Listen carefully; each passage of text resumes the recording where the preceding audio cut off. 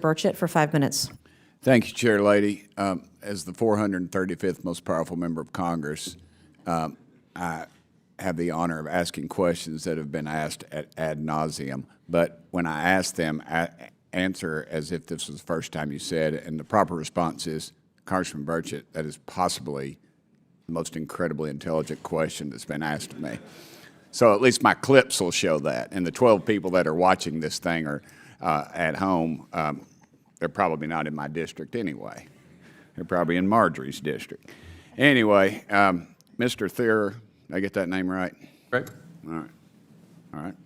The majority of East Tennesseans, and frankly Tennesseans and Americans, are worried about their privacy being violated by government artificial intelligence programs. What do you think Congress can do to protect our privacy? And my biggest fear in all this is Congress. I mean, some of these cats up here still have 8-track tape players in their 1972 AMC Gremlins, and they're going to try to regulate AI. They can't hardly spell AI, and now we're going to regulate it. So, Well, Congressman, thank you for that excellent question. And as someone who used to grow up in a Gremlin with an 8-track player, I feel a great affinity for this question. So I think that obviously we need to make sure that privacy is protected in the digital age, and this Congress has struggled with how to get that done. Obviously, we've had a multi-year, multi-decade debate about baseline privacy legislation, and a great deal of bipartisan consensus exists that that should be a priority before you get to a lot of the other questions about how to regulate all the various specific concerns about AI. A lot of them go back to fundamental data privacy, data security issues. And so I think, you know, let's not put the cart before the horse. Let's think about getting that done first. I know that's something Congress is turning to next. also, regards to China, how do we maintain our dominance in the AI sector? Any of y'all can answer that. I'll ask Mr. Thierer first, if that's okay in this. Well, a lot of it comes down to making sure that America diffuses first. We have wonderful products. We are essentially winning one part of the AI war but losing another. We're winning the part in terms of developing really sophisticated, high-powered frontier models and other systems and applications. But the reality is that China may be winning the diffusion side of things. And this is why it's very, very essential that we not miss out on making sure we have partnerships and deals, multilateral, minilateral approaches. The administration's been trying to do this, obviously, recently, but this Congress should obviously make sure that we do everything we can to make sure American technology and products lead the world. Because it's not just about competitive advantage, it's about our values. Our values are embedded in our products, and of course the Chinese Communist Party values are embedded in their products of, you know, control, surveillance, and lack of human rights.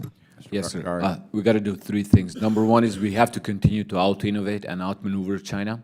Our platforms should be the dominant global platforms. Number 2 is we have to work with our allies and partners to spread our platforms to, you know, the global south and rest of the world. And 3, we got to find ways to slow down China and make it impossible for them to deploy their capabilities and to use their capabilities against us. Can you give me that first one again? I can tell by your accent you're probably not from East Tennessee. I'm not, sir. Since I'm the only person in this room that's not speaking with an accent right now. So if you could say that first one again, brother. The first one, sir, was that we have to make sure that we out-innovate and outmaneuver China. Great. I'll just add, I agree with all the other panelists here and witnesses. I think that this is an infinite race. And the technology that is being discussed here today, AI, can essentially be wielded and constructed by any sort of group of smart people. And the planet grows smart people everywhere, every day. And I think that to the extent that we can be the ones that others follow, that we can be the ones whose software, whose hardware, whose foundation models others use, we will have the sort of dominant leadership position of how this whole planet evolves. Ma'am?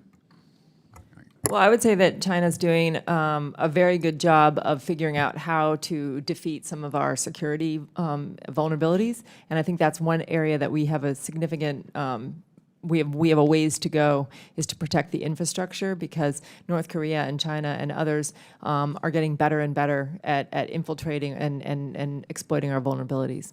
Sir. I'm going to be contrary here. I think the U.S.-China arms race is an overblown metaphor. This is not the 1960s. This is not the Cold War. Science happens globally. The transformer model, invented by Google, it was published. Everyone uses it. DeepSeek, China comes up with this model. It's public. Everyone is innovating based on it. Ideas are flowing cross-border. Dominance is more companies than technology.